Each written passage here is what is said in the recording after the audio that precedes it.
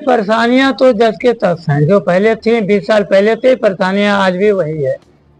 और परेशानियों के लिए बहुत से इस पर संघर्ष हुआ, बहुत आंदोलन हुए, बहुत से ज्ञापन हुए, आश्वासन तो हर बार मिला, लेकिन अभी तक परेशानियों का कोई निदान निकला नहीं। और सबसे बड़ी दुख की बात यह है कि अभी हाल ही में चुनाव के समय जब 13 मई को एक अनशन का प्रोग्राम रखा, उस प्रोग्राम से पहले 12 तारीख को अपर कमिश्नर साहब तिनप्पा साहब और नगर निगम के नगर आयुक्त अक्षत वर्मा जी ने हम लोगों के साथ एक मीटिंग की, और मीटिंग में उन्होंने वादा किया कि चुनाव के बाद 1 महीने के अंदर हम स्टैंड और पार्किंग की व्यवस्था बना देंगे, तब हम टेंडर को जारी करेंगे।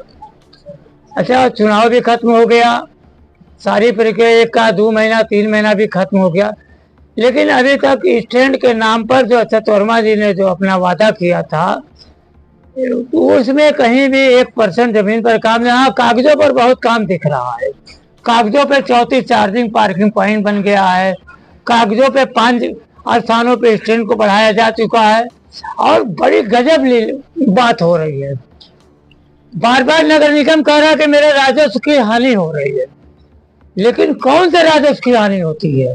जो चीज उसके पास है ही नहीं है, जो आज 20 सालों से दिया ही नहीं है, और कह रहा है कि उस राजस्व की हानि हो रही। अरे 20 साल से जो वो चीज थी नहीं, आप तो 20 साल से स्टैंड के नाम पर, राजस्व के नाम पर चालकों को लूट रहे थे, और आज भी कांड और लंका पर खुलेआम रोड पर रसीद नगर निगम के कर्मचारी काट रहे हैं। तो ये लूट नहीं तो क्या है? ये राजस्व के नाम पर लूट है। और जिस तरह नगर निगम रोड पर रसीद काट रहा है लंका और इंग्लिशिया लाइन कांड पर, तो वो तो ठेकेदार को, आने वाले टेंडरधारी को ये बता रहा है कि आप बिना स्टैंड के रसीद काटिएगा इन चालकों के। तो कहीं ना कहीं नगर निगम खुद चाहता है कि चालकों को स्टैंड ना दे और राजस्व के नाम पर उनसे लूट जारी रखे। लेकिन इस बार नगर निगम दिमाग में बात बैठा ले, बिना स्टैंड के टेंडर दिया और रोड पर रसीद कटी, तो जहां रसीद काटेगा टेंडरधारी, गाड़ियां वहीं खड़ी होंगी, क्योंकि हम पार्किंग का पैसा देते हैं। 4 घंटा गाड़ी वही जगह खड़ी होगी, चाहे वो रोड पे काटे चाहे चौराहे पे काटे, जहां काटेगा गाड़ी वहीं खड़ी होगी, है ना। तो समस्याओं का अंबार है। यातायात विभाग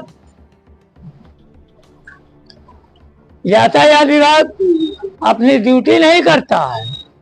आप देख लीजिएगा, वो कई टीआई साहब अपने बोलेरो लगा दिए, उसमें अंदर बैठे हुए हैं, 4 सिपाही होमगार्ड अपना टहल लें, 2 गाड़ी 4 गाड़ी रोके, कागज पत्तर मांगे, मिला नहीं मिला, वो अपना बिजनेस चलाते रहते हैं। वो खुलेआम हो रहा है, उस पर ज्यादा बोलने की जरूरत हमें नहीं है। और यही हाल आरटीओ विभाग में है। आप स्वयं से अगर काम कराना चाहोगे तो नहीं होगा।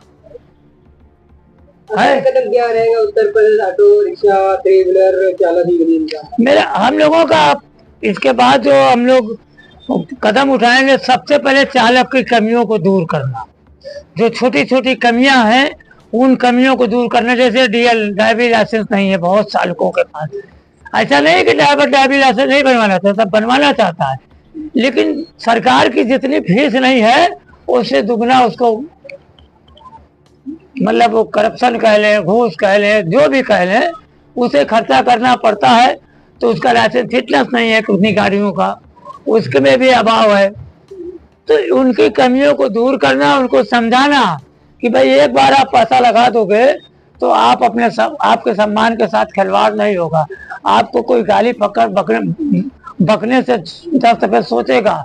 आपको यातायात विभाग उठा के गाड़ी बंद करने की बात नहीं करेगा जब आपके पेपर कागज सही रहेंगे। जब आपके पास पेपर और कागज सही नहीं रहेंगे तो आपको यातायात विभाग परेशान करेगा, आपको परेशान होना पड़ेगा, क्योंकि आप में कमियां हैं। तो उनकी जो छोटी छोटी कमियां हैं, अब इस संगठन का लक्ष्य, इस यूनियन का लक्ष्य ये है कि हम उनके बीच में जाएंगे, उनको समझाने का काम करें।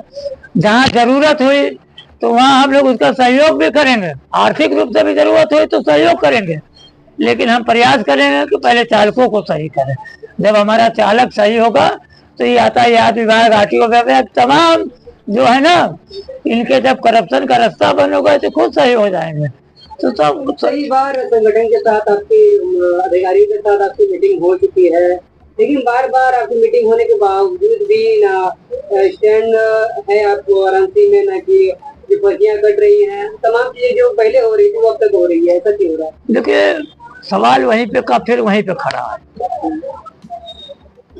जो बनारस के जितने स्टेशन संचालक, यूनियन चलाने में तमाम लोग हैं, सब चालकों की भलाई के लिए काम करता है, लेकिन बनारस में चालकों के लिए कुछ अच्छा क्यों नहीं हो रहा है, ये बहुत सोचने और विचारने प्रश्न हो चुका है। ये यूनियन के लोग को भी सोचना चाहिए, ये स्टेशन संचालकों को भी सोचना चाहिए, ये तमाम लोगों को सोचना चाहिए कहाँ कमी रह जा रही है कि चालकों के लिए कुछ अच्छा नहीं होता। मैं किसी पे दोष और आरोप नहीं लगा रहा हूँ, लेकिन हकीकत तो यही है ना कि चालकों के लिए कोई काम हो नहीं रहा और सब चालकों के लिए अच्छा कर रहा है।